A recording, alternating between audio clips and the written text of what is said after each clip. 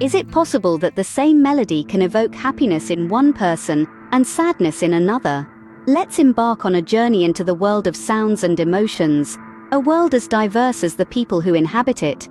Every human emotion can be found in a song and is interpreted in unique ways by different individuals. This interpretation is shaped by our own truths, realities, and fantasies. What one person hears in a melody may be entirely different from what another perceives. To one, a piece of music may be an unbearable cacophony, while to another, it might be the most harmonious symphony. Consider the cry of a baby. The perception of this sound could vary wildly from the nurturing caregiver to a more indifferent listener. Sounds produced in our universe persist indefinitely, forming an eternal circle of perceptions and interpretations. Our exploration doesn't stop at the realm of the physical. Let's delve into the metaphysical, discussing the concept of multiple dimensions. There's a theory that individuals with schizophrenia live in a different dimension, perceiving voices of those who have passed on. These voices are thought to be transmitted through the strings of our universe, the fundamental building blocks of everything. When someone passes away, it's proposed that they begin to disseminate these particles, which contribute to genetic makeup. These strings, let's call them the soul for simplicity, may transition to something or someone in the vicinity of the deceased person. This transmission could be akin to radio waves, which are also sound, composed of strings. Individuals with schizophrenia and psychics who have learned to control this perception are able to hear these voices. This ability can cause panic and distress, leading to the label of madness. However, some, like the protagonist in A Beautiful Mind, have been able to channel these voices and perceive other dimensions. Even those without such abilities can experience other dimensions in their dreams. These dreams can be as realistic as waking life, leading to questions about their reality. Science and technology have yet to fully explore dreams, leaving us with more questions than answers. To recap, our journey has taken us from the interpretation of emotions in music to the perception of sounds and the exploration of multiple dimensions. We've discussed the theory that individuals with schizophrenia perceive voices from another dimension and how dreams might offer a glimpse into alternate realities.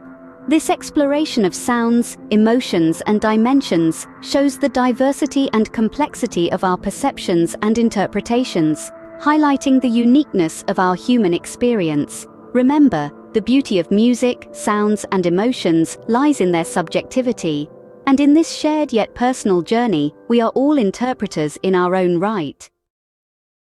What if you found yourself entangled in a mystery that seemed to have no end?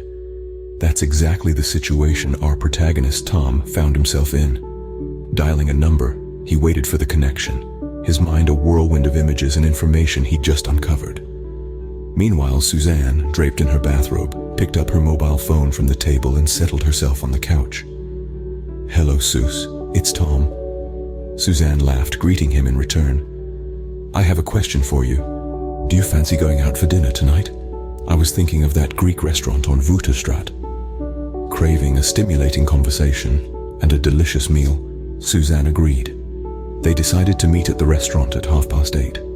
Following their brief exchange, Tom hung up, satiating his hunger with a simple sandwich while tuning into his favorite radio program, Focus on Friday.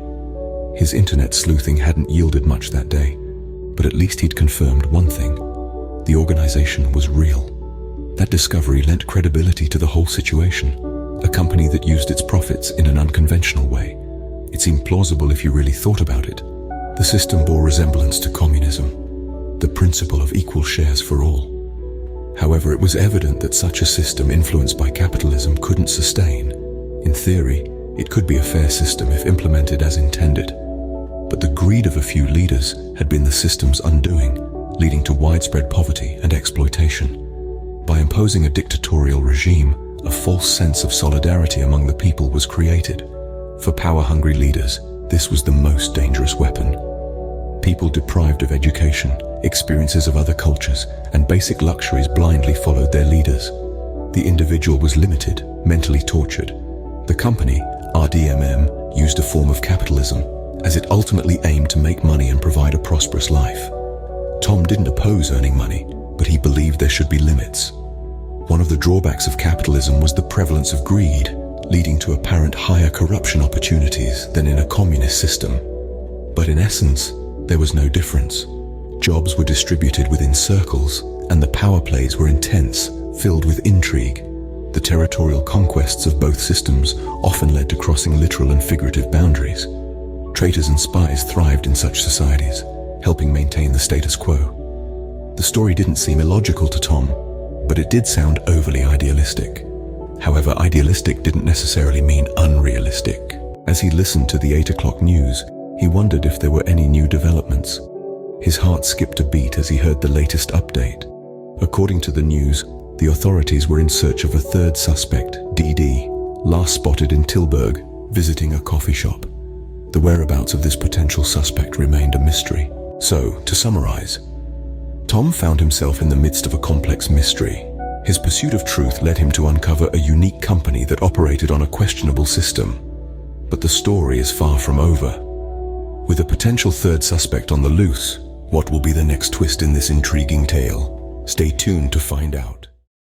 On a seemingly normal day in the city of 's-Hertogenbosch, the police made an unexpected discovery. During a raid, they seized a map, a pickaxe, and pneumatic equipment. They also found a large pile of sand in the garden, enough to raise the height of a 56-square-meter yard. A curious sight indeed. The residents explained it away as a landscaping project, nothing more. In the same neighborhood, a van delivering sand had been spotted frequently. This was not unusual in this new housing development, where homes were constantly changing hands and renovations were a common sight. The suspects did not stand out, behaving like any other citizen, keeping to themselves and maintaining minimal contact with their neighbors. Now let's shift gears and venture into a different mystery, one that started with a man purchasing a second-hand car. Inside this vehicle, he found a number of diskettes. In an era of DVDs and USB sticks, these diskettes were a blast from the past. But what they contained was far from antiquated. The diskettes were from the Dutch intelligence agency, the AIVD. They contained reports related to the surveillance of Pim Fortuyn, a prominent politician, and members of the newly formed LPF party. Specifically, they detailed alleged sexual encounters between Fortuyn and underage boys, supposedly paid for with hard drugs. These were serious allegations, indeed. While it's not shocking for a budding politician to be under surveillance, the invasive nature of the reports raised eyebrows. Without any evidence of criminal activity, this level of scrutiny was a disturbing breach of privacy. The targets of this surveillance were unaware of being watched, turning a lawful investigation into a spying operation. Even more shocking was the presence of names and phone numbers of foreign secret agents on the diskettes. This raises questions about the competence of the AIVD and the individuals who allowed such sensitive information to be misplaced. To summarize, we've journeyed through two captivating narratives today. The first, a tale of a seemingly innocent gardening project in 's-Hertogenbosch that may conceal a deeper mystery. The second, an account of misplaced diskettes revealing questionable surveillance practices and a potential breach of security within a national intelligence agency. Where do these stories lead us? What do they tell us about the world we live in? As we ponder these questions, remember, every ordinary day holds the potential for extraordinary discoveries. Stay curious and keep exploring the world around you. Have you ever wondered how the world of news spins so fast, with stories unfolding every second from every corner of the globe? Picture a bustling newsroom, filled with the clatter of keyboards, the hum of conversation, and the steady buzz of breaking news. In this bustling newsroom, imagine a group of correspondents, each representing a different corner of the world. There's Jenica Weitwissen from Germany, Walter Kroos from America, David Vasari from England, and Peter Teteru, a local correspondent. Each of these correspondents has a unique perspective, a unique voice, bringing to light different angles of the same story. On one particular evening, they come together to discuss the latest developments in the media.